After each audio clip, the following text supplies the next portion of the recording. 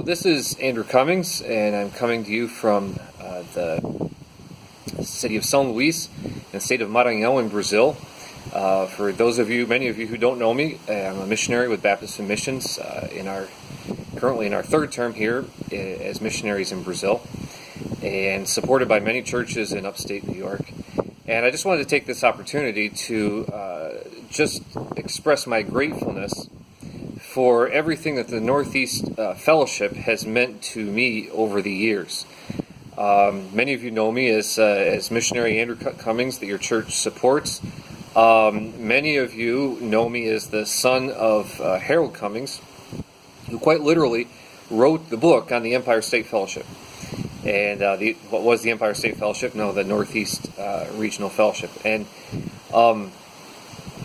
thinking about the fellowship over the years, just the enormous impact that it had on my life growing up and continues to have, even though I haven't been in New York State now for several years. I wanted to talk about that just a little bit.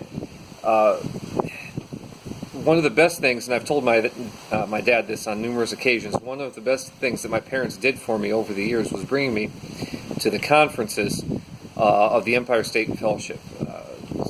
Either we were in Christian school or homeschooled, so we were usually able to attend most of the conferences.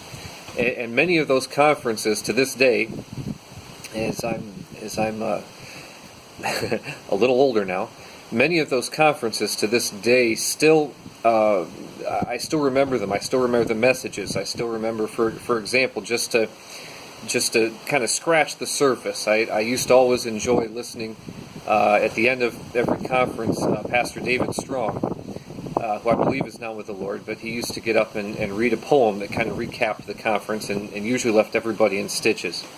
I used to look forward to the conferences where I would see that Pastor Gary Briggs was going to be leading the singing, because I knew he'd be breaking out his trumpet and song leading and playing trumpet at the same time. That was always a special thing for me. The youth rallies were always a big thing growing up. I remember when I finally was old enough to go to one of the youth rallies, it was a big deal. And at one of their youth rallies in Pavilion, New York, I made some friendships that have been among my most enduring friendships over the years. And then, of course, there were the conferences and the messages that I mentioned before. For example, I remember Don Shirk's very first message as a pastor in New York State. It was in Breezeport, New York. I forget the year, but I even remember an illustration he gave where he talked about pastoring in Washington, D.C. and giving away state secrets as a sermon illustration. So I remember vividly that message. I remember Dr. Carter speaking in Horseheads on the pillars of the regular Baptist movement. I remember Pastor Van Hukelum speaking and just giving a tremendous message, I believe on 1 John in Watkins Glen.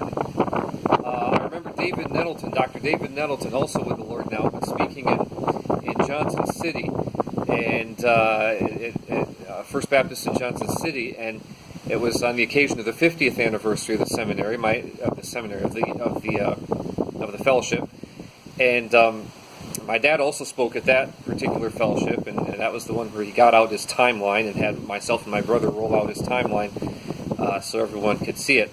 But the interesting thing, Pastor Nettleton spoke at that time. Pastor Nettleton pastored a church in Florida called Fellowship Baptist Church, and he mentioned it a couple times in his message. I remember that.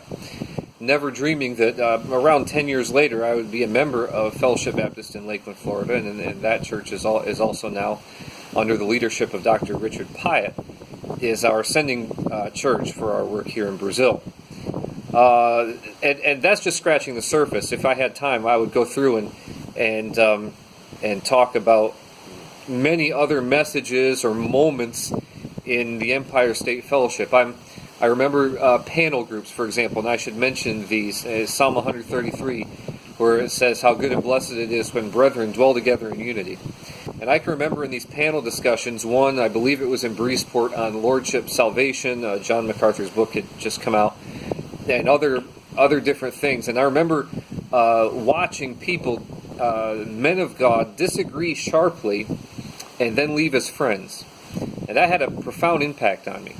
That men are able to disagree, and yet at the end of the day say, you know what, we're brothers in Christ, and we can work together, and we can carry on the ministry together, and we can encourage one another.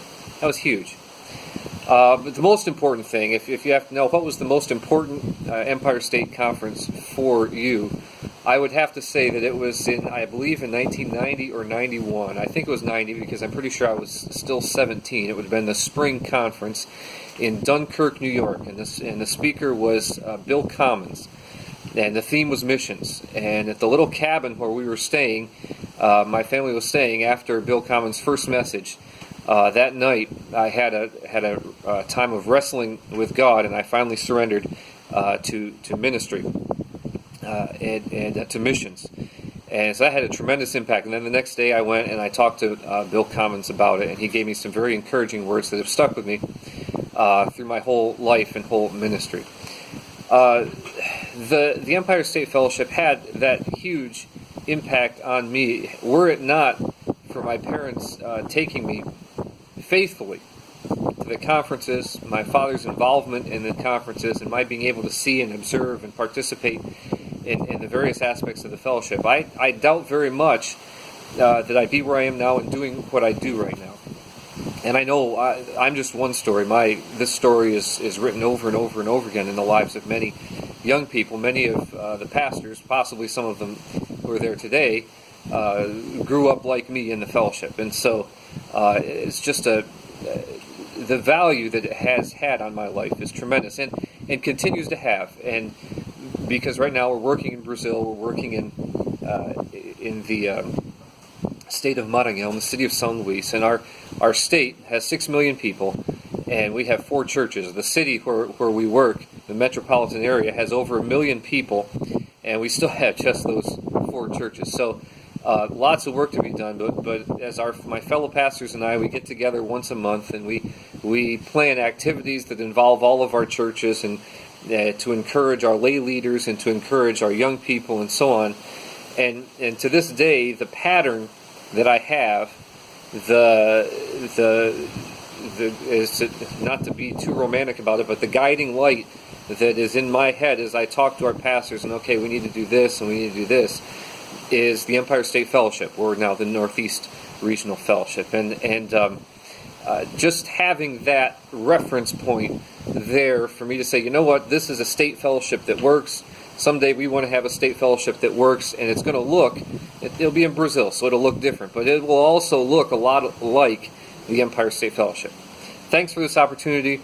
Enjoy the rest of your conference. I wish I could be there with you. Every time I see these things popping up on Facebook, I wish I could be there with you. And God bless. Thank you so much.